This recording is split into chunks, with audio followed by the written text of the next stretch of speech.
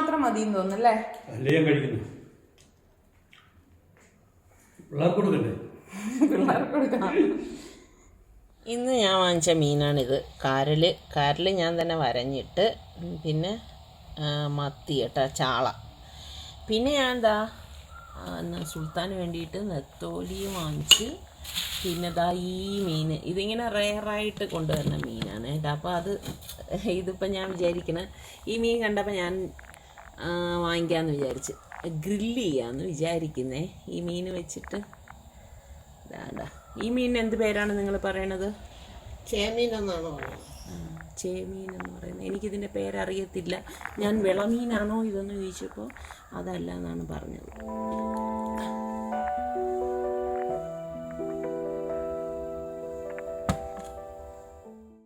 മീനൊക്കെ കഴുകി വൃത്തിയാക്കി കൊണ്ടുവന്ന ശേഷം ഞാൻ ഇതിലേക്ക് ഏകദേശം 1 ടീസ്പൂണോളം കുരുമുളക് പൊടിയും 1 ടീസ്പൂൺ മഞ്ഞൾപ്പൊടിയും 3 ടീസ്പൂണോളം കാശ്മീരി ചില്ലി പൗഡറും കൂടി ഇട്ട് കൊടുക്കുകയാണ്. കാശ്മീരി ചില്ലി പൗഡർ ആകുമ്പോൾ നല്ല കളറായിരിക്കും, എന്നാൽ എരിവ് വളരെ കുറവായിരിക്കും. പിന്നെ നമുക്ക് ഇതിലേക്ക് പാകത്തിനുള്ള ഉപ്പ് ഇട്ട് കൊടുക്കാം. ഞാനിവിടെ കല്ലുപ്പ് കുറച്ച് വെള്ളം ഒഴിച്ച് വെച്ചിട്ടുണ്ട്.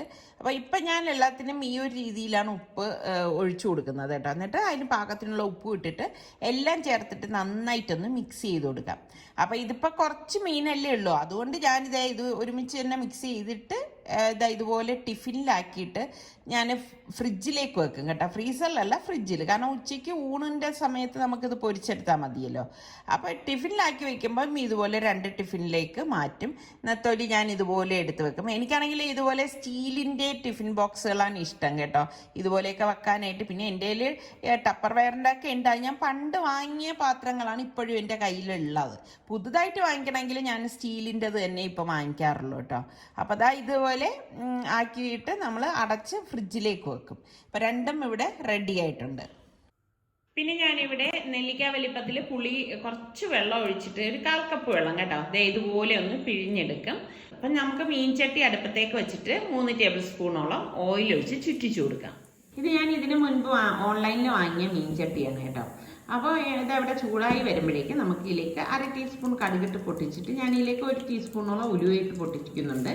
ഇനി നമുക്ക് ഒരു ചെറിയ പീസ് ഇഞ്ചിയും 3-4 വെളുത്തുള്ളി അല്ലിയും ഒരു 10-20 ചെറിയ ചുവന്നുള്ളി അരിഞ്ഞതും എടുത്തിട്ടുണ്ട്.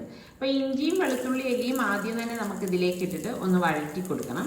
അപ്പോൾ അതിൻ്റെ ആ ഒരു പച്ച മണം ഒന്ന് മാറുന്നത് വരെ ഒന്ന് വഴറ്റി കൊടുത്താൽ മതി. ഒരുപാടൊന്നും മൂത്ത് പോയിട്ട് ആവശ്യമൊന്നുമില്ല. ഈ സമയത്ത് നമുക്ക് ഇതിലേക്ക് 2 തണ്ട് കറിവേപ്പിലയും കൂടി ഇട്ട് കൊടുക്കാം. അപ്പോൾ ഇതെല്ലാം കൂടി ഈ ഒരു സമയത്ത് വഴറ്റിയെടുക്കുമ്പോൾ നല്ല മണമാണ് കേട്ടോ. പിന്നെ പച്ചമുളക് ഞാൻ കീറിയിട്ടൊന്നുമില്ല, 3 എണ്ണം ഇതിലേക്ക് ഇട്ട് കൊടുക്കുന്നുണ്ട്. ജസ്റ്റ് ഒരു ഭംഗിക്ക് വേണ്ടിയിട്ടാണ് കേട്ടോ. എന്നിട്ട് നമ്മൾ ഈ അരിഞ്ഞു വെച്ചിരിക്കുന്ന ചെറിയ ചുവന്നുള്ളിയിലേക്ക് ചേർത്ത് വഴറ്റി കൊടുക്കാം. അപ്പം നമ്മളിതിന് ചുവന്നുള്ളിക്ക് പകരം സവാള എടുക്കല്ല കേട്ടോ. സവാള എടുത്തു കഴിഞ്ഞാൽ അത്ര ഒരു ടേസ്റ്റ് ഒന്നും ഉണ്ടാവത്തില്ല. അപ്പോൾ ഇതിലേക്ക് നമുക്കിനി പൊടികൾ ഇടാം. 1/2 ടീസ്പൂൺ മഞ്ഞൾപ്പൊടിയും ഒരു 4 ടേബിൾ സ്പൂൺ കാശ്മീരി ചില്ലി പൗഡറും 1/2 ടീസ്പൂൺ വറുത്ത് പൊടിച്ച ഉലുവാപ്പൊടിയും പിന്നെ ഉപ്പും വേണം. ഞാൻ പറഞ്ഞില്ലേ, ഞാനിപ്പോൾ ഇങ്ങനെ കല്ലുപ്പ് വെള്ളത്തിൽ കലക്കി എടുത്ത് വെച്ചിട്ട് അതാണ് പാകത്തിനുള്ളത് വെള്ളം ഒഴിച്ചു കൊടുക്കുന്നത്. അപ്പോൾ ഇനി നമുക്കിത് നന്നായിട്ടൊന്ന് വഴറ്റി കൊടുക്കാം. അപ്പോൾ തീ ഞാൻ നന്നായിട്ട് കുറച്ചിട്ടുണ്ട് കേട്ടോ, അല്ലെങ്കിൽ എന്ന് വെച്ചാൽ പൊടികൾ കരിഞ്ഞു പോകും. അപ്പോൾ ഇതിലേക്ക് നമുക്ക് ഒരു ടൊമാറ്റോ അരിഞ്ഞതും കൂടി ഇട്ടിട്ട് വഴറ്റി കൊടുക്കാം. എന്നിട്ട് പെട്ടെന്ന് വഴഞ്ഞ് കിട്ടാൻ വേണ്ടി ഞാൻ ഒരു 3 ടേബിൾ സ്പൂണോളം തിളച്ച വെള്ളം ഇതിലേക്ക് ഒഴിച്ചു കൊടുക്കുന്നുണ്ട്. എന്നിട്ട് ഇതുപോലെ ഇളക്കി കൊടുക്കാം. ഇനി നമുക്കത് പെട്ടെന്ന് റെഡിയാവാൻ ഒന്ന് മൂടി വെച്ച് കൊടുക്കണം കേട്ടോ. മൂടി വെച്ചിട്ട് ഒരു 1-1.5 മിനിറ്റ് കഴിയുമ്പോൾ അടപ്പ് മാറ്റിയിട്ട് വീണ്ടും ഒന്ന് ഇളക്കി കൊടുക്കണം. അപ്പോൾ ആ വെള്ളമൊക്കെ ഒന്ന് വറ്റിയിട്ടുണ്ട്. അപ്പോൾ വീണ്ടും നമുക്കിതിലേക്ക് ഏകദേശം ഒരു 3 ടേബിൾ സ്പൂണോളം തിളച്ച വെള്ളം തന്നെ ഞാൻ ഒഴിച്ചു കൊടുക്കുന്നുണ്ട്.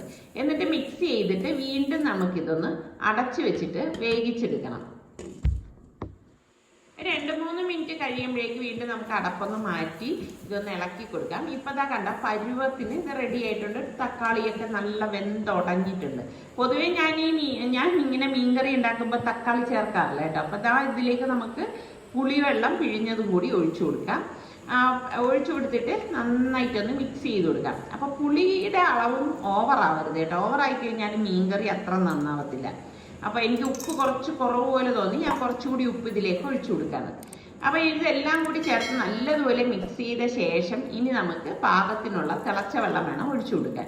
ഏത് കറി ഉണ്ടാക്കുമ്പോഴും നമ്മൾ കുക്ക് ചെയ്യാനായിട്ട് തിളച്ച വെള്ളം ഉപയോഗിക്കുകയാണെങ്കിൽ അതാണ് ഏറ്റവും നല്ലത് കേട്ടോ. അപ്പോൾ ഞാനിവിടെ പാകത്തിനുള്ള വെള്ളം ഒഴിച്ചിട്ടുണ്ട്. എന്നിട്ട് നല്ലതുപോലെ ഇളക്കി കൊടുത്തിട്ട് നമുക്കിനി ഇത് അടച്ചു വെച്ച് ഒന്ന് തിളപ്പിച്ചെടുക്കാം. ഇതുപോലെ തിള നന്നായിട്ട് വരുന്ന സമയത്ത് നമുക്ക് ഇതിലേക്ക് ഇതെല്ലാം ഒന്ന് ഒതുക്കി കൊടുത്ത ശേഷം നമുക്ക് മീൻ കഷ്ണങ്ങൾ ഇട്ട് കൊടുക്കാം. അപ്പോൾ കഴുകി വൃത്തിയാക്കി വെച്ചിരിക്കുന്ന മത്തി ചാള ഞാൻ ഇതിലേക്ക് ഇട്ട് കൊടുക്കുകയാണ്. ഇട്ട് കൊടുത്തിട്ട് ഇനി ഒന്ന് ഫ്ലെയിം കുറച്ച് വെച്ചിട്ടാണ് നമ്മളിത് വേവിച്ചെടുക്കുന്നത്. പെട്ടെന്ന് വെന്ത് കിട്ടും കേട്ടോ. അപ്പോൾ ഈ രീതിയിൽ നിങ്ങൾ മീൻകറിയൊക്കെ ഉണ്ടാക്കാറുണ്ടോ? ഈ രീതിയിലാണോ ഉണ്ടാക്കുന്നത്? ഇത് കോമൺ ആയിട്ട് എല്ലാവരും ഉണ്ടാക്കുന്ന ഒരു മീൻകറി തന്നെയാണ്.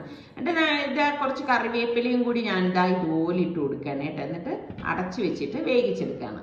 ഗ്രില്ല് തയ്യാറാക്കാൻ വേണ്ടി ഞാനിവിടെ 8-9 ചെറിയ ചുവന്നുള്ളിയും അതുപോലെ തന്നെ 8-9 വെളുത്തുള്ളി അല്ലിയും ഒരു ചെറിയ പീസ് ഇഞ്ചിയും 2 പച്ചമുളകും എടുത്തിട്ടുണ്ട്. അപ്പം വലിയ വെളുത്തുള്ളി അല്ലി ആണെങ്കിൽ നിങ്ങൾക്ക് ഇതിൻ്റെ പകുതി എടുത്താൽ മതി കേട്ടോ. എന്നിട്ട് മിക്സിയുടെ ജാറിലേക്ക് നമുക്ക് ഈ എടുത്തിരിക്കുന്നതെല്ലാം ഇട്ട് കൊടുത്ത് 1/2 ടീസ്പൂൺ മഞ്ഞൾപ്പൊടിയും 1/2 ടീസ്പൂണോളം കുരുമുളക് പൊടിച്ചതും 3 ടേബിൾ സ്പൂൺ കാശ്മീരി ചില്ലി പൗഡറും പിന്നെ നമുക്ക് പാകത്തിനുള്ള ഉപ്പും കൂടി ഇട്ട് കൊടുക്കണം. ഞാനിവിടെ ഉപ്പിൻ്റെ വെള്ളമാണ് ഒഴിച്ചു കൊടുക്കുന്നത്. പിന്നെ നമുക്ക് വേണ്ടത് വിനാഗിരിയാണ്. വിനാഗിരി ഏകദേശം 1 ടേബിൾ സ്പൂണോളം ഒഴിച്ചു കൊടുക്കും. പിന്നെ ഞാൻ ഓയിലായിട്ട് ഒലിവ് ഓയിലാണ് ഒഴിച്ചു കൊടുക്കുന്നത്. 1 ടേബിൾ സ്പൂൺ ഒലിവ് ഓയിലും കൂടെ ഒഴിച്ചിട്ട് നന്നായിട്ടൊന്ന് അടിച്ചെടുക്കും. അപ്പോൾ ഈ സമയം ഞാൻ നോക്കിയപ്പോഴേക്കും ഇതാ കണ്ടോ, മീൻ ഇവിടെ പാകത്തിന് വെന്ത് വന്നിട്ടുണ്ട്. അപ്പോൾ മത്തി ആയതുകൊണ്ട് തന്നെ പെട്ടെന്ന് വെന്ത് കിട്ടും. അതൊന്ന് ചുറ്റിച്ചെടുക്കും കേട്ടോ, ഞാൻ കാണിച്ചു തരാം. അപ്പോൾ ചാറൊക്കെ കറക്റ്റ് പരുവത്തിനായിരിക്കുകയാണ്. ഇതാണ് നമ്മളുടെ ഈ ഒരു മീൻകറി എന്ന് പറയുന്നത്. നല്ല കറക്റ്റ് പുളിവും കറക്റ്റ് എരിവും ഒക്കെയുള്ള നല്ല ഒരു കറിയാണ് കേട്ടോ. ശരിക്കും പറഞ്ഞാൽ ഈ ഒരു കറി മാത്രം മതി നമുക്ക് ചോറ് കഴിക്കാൻ. ചോറിന് മാത്രമല്ല കേട്ടോ, പുട്ട്, അപ്പം, പൊറോട്ട, ഇതിൻ്റെ കൂടെയൊക്കെ നമുക്ക് മീൻകറി കഴിക്കാമല്ലോ. അപ്പം നല്ല ടേസ്റ്റാണ് കേട്ടോ. അപ്പം ഞാൻ അരപ്പ് അരച്ചെടുത്ത് വെച്ചിട്ടുണ്ട്. ഇതാണ് നമ്മൾ ഗ്രില്ലിൻ്റെ അരപ്പെന്ന് പറയുന്നത്. അപ്പം ഞാൻ മീൻ വൃത്തിയാക്കി എടുത്ത് വെച്ചിരിക്കണം. അപ്പോൾ ഇതിൻ്റെ വാലൊന്നും കളയാത്തതെന്ന് വെച്ചാൽ ഇത് ഗ്രില്ല് ചെയ്യാനുള്ള മീനാകുമ്പോൾ ഒരു ഭംഗിയൊക്കെ വേണ്ടേ. അപ്പം വാലൊക്കെ നന്നായി ഞാൻ വാഷ് ചെയ്ത് തന്നെയാണ് എടുത്തിരിക്കുന്നത് കേട്ടോ. എന്നിട്ട് നമുക്ക് ഇതുപോലെ വരഞ്ഞെടുക്കുമ്പോൾ ഉൾഭാഗം താഴ്ത്തി തന്നെ വരഞ്ഞെടുക്കണം, എങ്കിലേ മസാലയൊക്കെ ഇതിനുള്ളിലേക്ക് കടക്കത്തുള്ളൂ.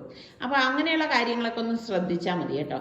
അപ്പോൾ ഞാൻ ഫിഷ് ഫുള്ളായിട്ട് ഉൾഭാഗവും എല്ലാം മസാല തേച്ചെടുത്ത് വെച്ചിട്ടുണ്ട്. അപ്പോൾ നമ്മുടെ മീൻകറി ഞാൻ ഗ്യാസ് ഓഫ് ചെയ്തിട്ടുണ്ടായിരുന്നു കണ്ടോ.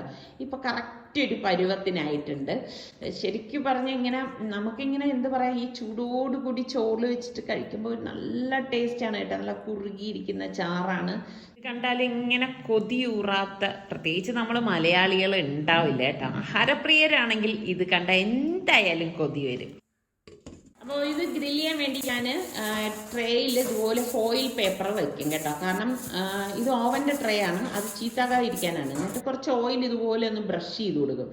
അല്ലെങ്കിൽ എന്താണെന്ന് വെച്ചാൽ ഇതിൽ ഒട്ടിപ്പിടിച്ചിട്ട് പിന്നെ ഇളക്കി വരാനൊക്കെ വലിയ പാടായിരിക്കും. അപ്പോൾ അതിന് വേണ്ടിയിട്ടാണ് ഇങ്ങനെ ചെയ്യണത്. അപ്പോൾ ഫിഷ് മസാല പുരട്ടിയത് ഞാൻ ഇതിലേക്ക് മാറ്റുവാണ്. ഈ ട്രേയിലേക്ക് ഇതുപോലെ വെച്ച് കൊടുക്കും. വെച്ച് കൊടുത്തിട്ട് ഇനി നമ്മൾ ഇത് പ്രീ ഹീറ്റ് ചെയ്ത ഓവനിൽ ഗ്രില്ല് ചെയ്തെടുക്കുകയാണ് ചെയ്യണത് കേട്ടോ. അപ്പോൾ ഞാൻ ഓവൻ പ്രീ ഹീറ്റ് ആയിട്ടുണ്ട്, നല്ലതുപോലെ ചൂടുണ്ട് ഓവനിൽ. അപ്പോഴേക്ക് ഞാൻ ഇത് വെച്ച് കൊടുക്കുന്നു. വെച്ച് കൊടുത്തിട്ട് ഇനി ഒരു 40-45 മിനിറ്റ് എന്തായാലും ഇത് ഇതുപോലെ വെച്ച് ഗ്രില്ല് ചെയ്യും. അപ്പോൾ ഗ്രില്ലിൻ്റെ കൂടെ കഴിക്കാൻ നമുക്കൊരു കുറച്ച് വെജിറ്റബിൾസ് ഒക്കെ വേണമല്ലോ. അപ്പോൾ അതിന് വേണ്ടി ഞാനിവിടെ വെള്ളം തിളപ്പിക്കാൻ വെച്ചിട്ടുണ്ട്. അതിലേക്ക് പാകത്തിനുള്ള ഉപ്പും കൂടി ഇട്ടിട്ടുണ്ട് കേട്ടോ. അപ്പം ഞാനിവിടെ ക്യാരറ്റും ബീൻസും പച്ചമുളകും പൊട്ടറ്റോയും ഈ ഒരു സൈസിലാണ് കട്ട് ചെയ്ത് എടുത്തിരിക്കുന്നത്. ബീൻസൊന്നും നമ്മൾ മുറിക്കത്തൊന്നുമില്ല, അതായത് ഇതുപോലെ.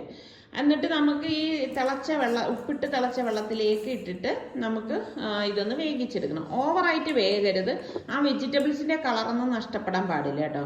അപ്പോൾ പലരും എൻ്റെ അടുത്ത് ഇനി ചോദിക്കും ആവിയിൽ വേവിച്ചാൽ പോരെയെന്ന്. ബീൻസൊക്കെ ആണെങ്കിൽ ഓക്കെ, പക്ഷെ പൊട്ടറ്റോയിലൊക്കെ ആവിയിൽ വേവിക്കാൻ കുറച്ച് ബുദ്ധിമുട്ടായിരിക്കും. അതുകൊണ്ടാണ് ഇങ്ങനെ എടുത്തത്.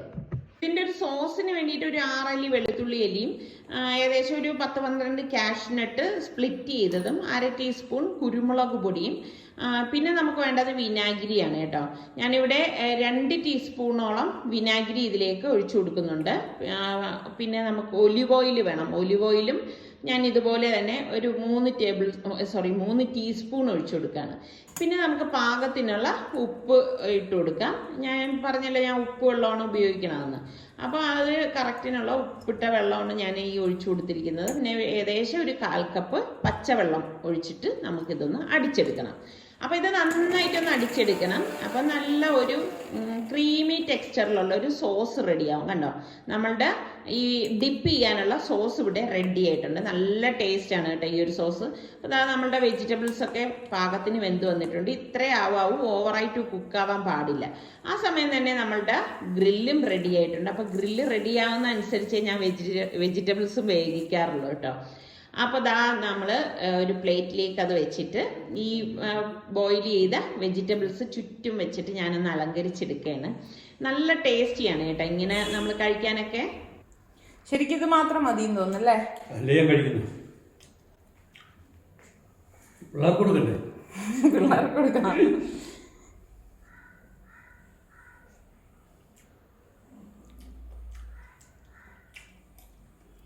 നല്ല ഇഷ്ടപ്പെട്ടു. നല്ല ചൂടോടുകൂടി തന്നെ കഴിക്കണം അല്ലേ ഇങ്ങനെയൊക്കെ ഉള്ളത്? കാരണം ഈ ഫിഷ് ഗ്രില്ലൊന്നും ആൾക്കാർ കൂടുതൽ ട്രൈ ചെയ്യത്തില്ല. നല്ല അടിപൊളി. അപ്പൊ നമ്മളിന്ന് ചാളക്കറി ഉണ്ടാക്കിയിട്ടുണ്ട്. ഇനിയിപ്പോ ചാളക്കറി ഇപ്പൊ കഴിക്കുമോ എന്നുള്ളത് എനിക്കറിയത്തില്ല കേട്ടോ. അപ്പൊ ഇന്നത്തെ നമ്മളുടെ മുളകിട്ട മത്തിക്കറിയും ഇതേ കണ്ടോ, അത് ഈ ഒരു ടെക്സ്ചറിലാണ് ഇരിക്കുന്നത്. നമ്മളുടെ ഫിഷ് ഗ്രില്ലും നിങ്ങൾക്ക് എല്ലാവർക്കും ഇഷ്ടമായെന്ന് വിശ്വസിക്കുന്നു. അപ്പോൾ ഇഷ്ടമായിട്ടുണ്ടെങ്കിൽ ലൈക്ക് ചെയ്യാനും ഷെയർ ചെയ്യാനൊന്നും മറന്നു വരുതേ. പിന്നെ നമ്മളുടെ ചാനൽ കണ്ടുകൊണ്ടിരിക്കുന്നവരിൽ സബ്സ്ക്രൈബ് ചെയ്യാതെ കാണുന്ന ആരെങ്കിലും ഒക്കെ ഉണ്ടെങ്കിൽ നിങ്ങൾക്ക് നമ്മളുടെ ചാനൽ ഇഷ്ടപ്പെട്ടാൽ സബ്സ്ക്രൈബ് ചെയ്യുകയും ആ ബെല്ലൈക്കൺ പ്രസ് ചെയ്യുകയും വേണേ. അടുത്തിനി നമുക്ക് നല്ല റെസിപ്പിയോ വ്ളോഗോ ആയിട്ടൊക്കെ വരുന്നത് വരെ എല്ലാവർക്കും ബൈ.